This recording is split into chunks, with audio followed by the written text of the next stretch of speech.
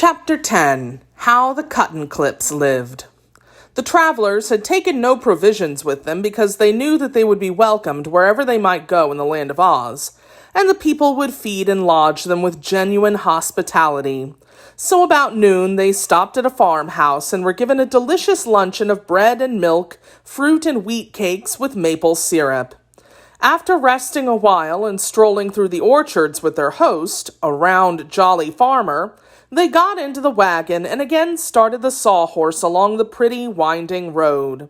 There were signposts at all the corners, and finally they came to one which read, "Take this road to the Cuttenclips." There was also a hand pointing in the right direction, so they turned the sawhorse that way and found it a very good road, but seemingly little traveled. "I've never been to see the Cuttenclips before," remarked Dorothy. "Nor I," said the Captain General. "Nor I," said the Wizard. "Nor I," said Billina. "I've hardly been out of the Emerald City since I arrived in this country," added the Shaggy Man. "Why, none of us has been there, then," exclaimed the little girl. "I wonder what the Cuttenclips are like."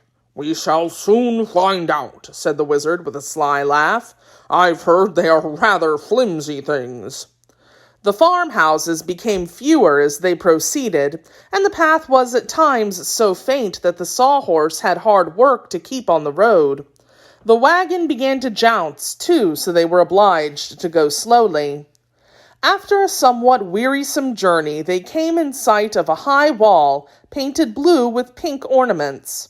This wall was circular and seemed to enclose a large space. It was so high that only the tops of the trees could be seen above it. The path led up to a small door in the wall, which was closed and latched. Upon the door was a sign in gold letters reading as follows: "Visitors are requested to move slowly and carefully and to avoid coughing or making any breeze or draught." "That's strange," said the Shaggy Man, reading the sign aloud. "Who are the Cuttenclips, anyway?"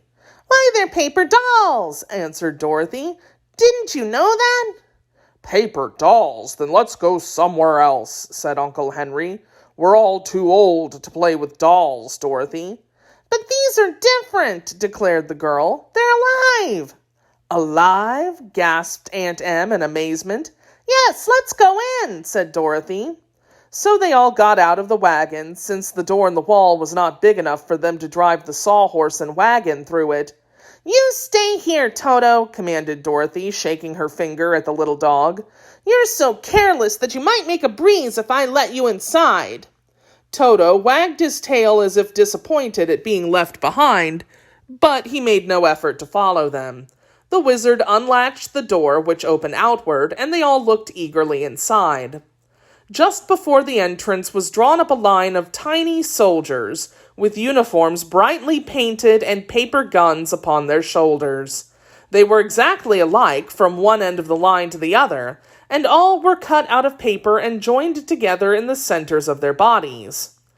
As the visitors entered the enclosure, the Wizard let the door swing back into place, and at once the line of soldiers tumbled over, fell flat upon their backs, and lay fluttering upon the ground. "Hey there," called one of them. "What do you mean by slamming the door and blowing us over?" "I beg your pardon, I'm sure," said the Wizard regretfully. "I didn't know you were so delicate."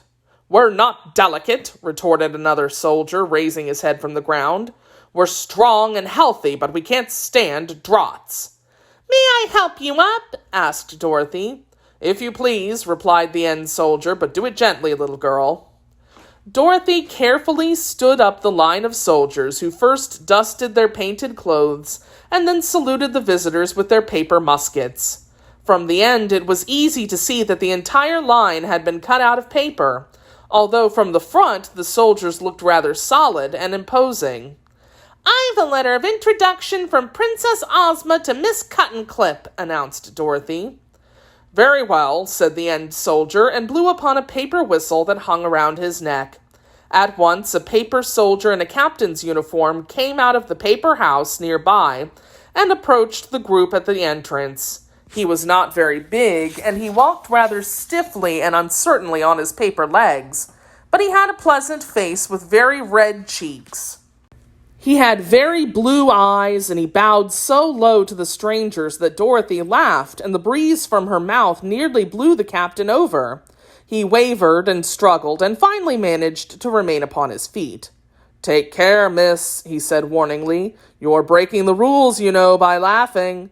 "Oh, I didn't know that," she replied. "To laugh in this place is nearly as dangerous as to cough," said the captain.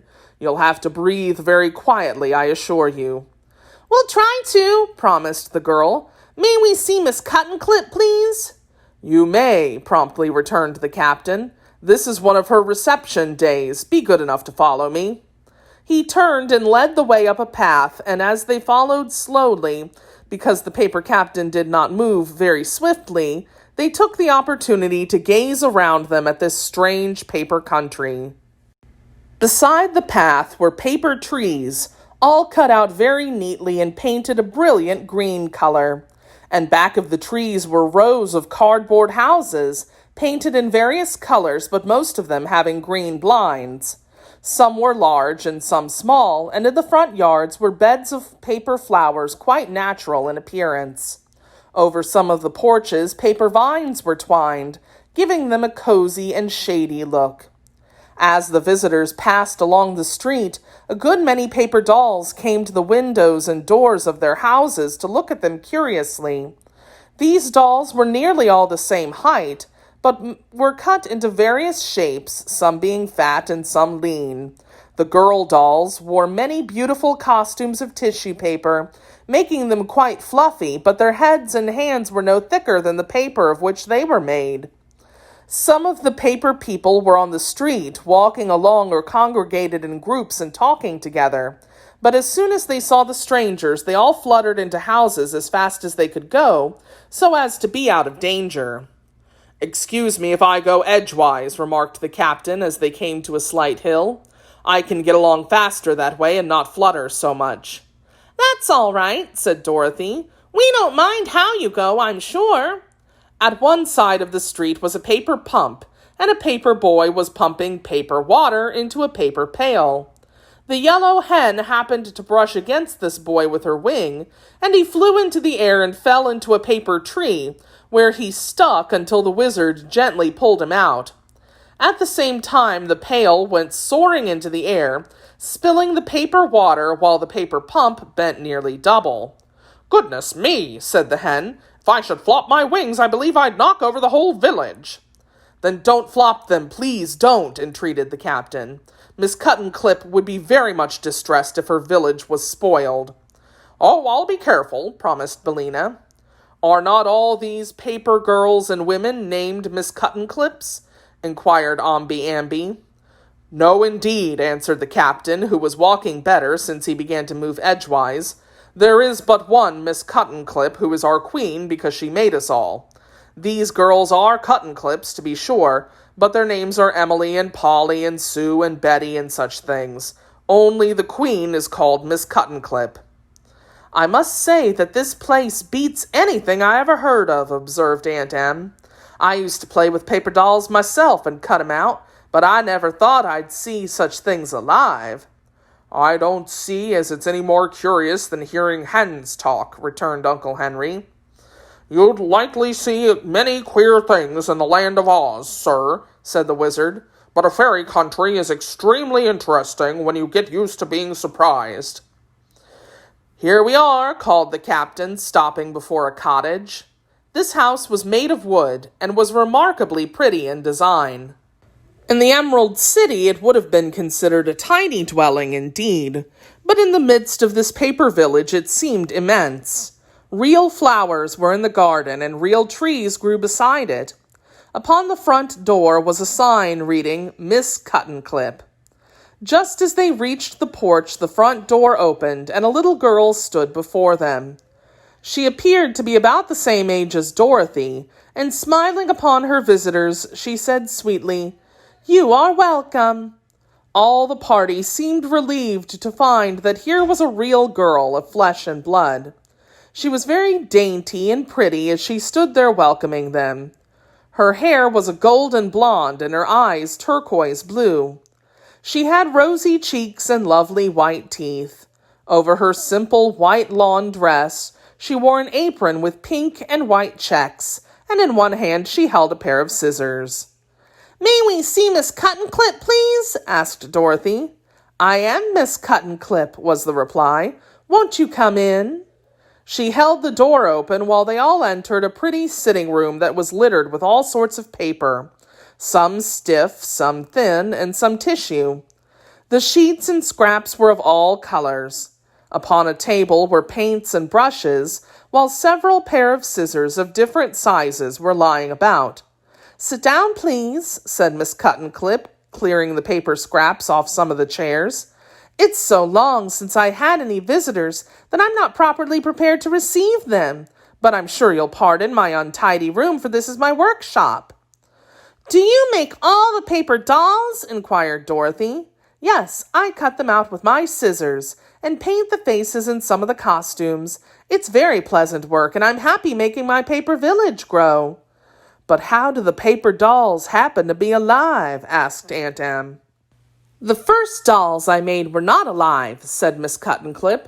"I used to live near the castle of a great sorceress named Glinda the Good, and she saw my dolls and said they were very pretty. I told her I thought I would like them better if they were alive, and the next day the sorceress brought me lots of magic paper. 'This is live paper,' she said, 'and all the dolls you cut out of it will be alive and be able to think and to talk. When you've used it all up, come to me and I will give you more.' Of course, I was delighted with this present," continued Miss Cuttenclip, "and at once set to work and made several paper dolls, which as soon as they were cut out began to walk around and talk to me. But they were so thin that I found that any breeze would blow them over and scatter them dreadfully. So Glinda found this lonely place for me where few people ever come. She built the wall to keep any wind from blowing away my people, and told me that I could build a paper village here and be its queen. That is why I came here and settled down to work and started the village you now see. It was many years ago that I built the first houses, and I've kept pretty busy and made my village grow finely, and I need not tell you that I'm very happy in my work." "Many years ago!" exclaimed Aunt Em. "Why, how old are you, child?" "I never keep track of the years," said Miss Cuttenclip, laughing. "You see, I don't grow up at all, but stay just the same as I was when first I came here. Perhaps I'm even older than you are, madam, but I couldn't say for sure." They looked at the lovely little girl wonderingly, and the wizard asked, "What happens to your paper village when it rains?" "It does not rain here," replied Miss Cuttenclip. "Glinda keeps all the rainstorms away, so I never worry about my dolls getting wet. But now, if you'll come with me, it will give me pleasure to show you over my paper kingdom. Of course, you must go slowly and carefully and avoid making any breeze." They left the cottage and followed their guide through the various streets of the village. It was indeed an amazing place when one considered that it was all made with scissors, and the visitors were not only greatly interested but full of admiration for the skill of little Miss Cuttenclip. In one place, a large group of especially nice paper dolls assembled to greet their queen, whom it was easy to see they loved dearly. These dolls marched and danced before the visitors, and then they all waved their paper handkerchiefs and sang in a sweet chorus a song called "The Flag of Our Native Land." At the conclusion of the song, they ran up a handsome paper flag on a tall flagpole, and all of the people of the village gathered around it to cheer as loudly as they could, although of course their voices were not especially strong. Miss Cuttenclip was about to make her subjects a speech in reply to this patriotic song when the Shaggy Man happened to sneeze. He was a very loud and powerful sneezer at any time, and he tried so hard to hold in this sneeze that when it suddenly exploded, the result was terrible. The paper dolls were mowed down by dozens and flew and fluttered in wild confusion in every direction, tumbling this way and that and getting more or less wrinkled and bent. A wail of terror and grief came from the scattered throng, and Miss Cuttenclip exclaimed, "Dear me, and hurried at once to the rescue of her overturned people. "Oh, Shaggy Man, how could you?" asked Dorothy reproachfully. "I couldn't help it, really, I couldn't," protested the Shaggy Man, looking quite ashamed. "And I had no idea it took so little to upset these paper dolls." "So little," said Dorothy. "Why, it was almost as bad as a Kansas cyclone."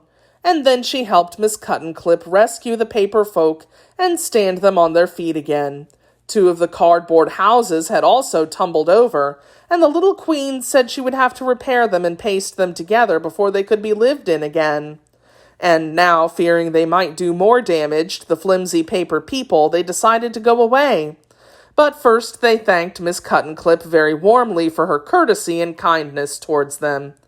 "Any friend of Princess Ozma is always welcome here unless he sneezes," said the Queen with a rather severe look at the Shaggy Man, who hung his head.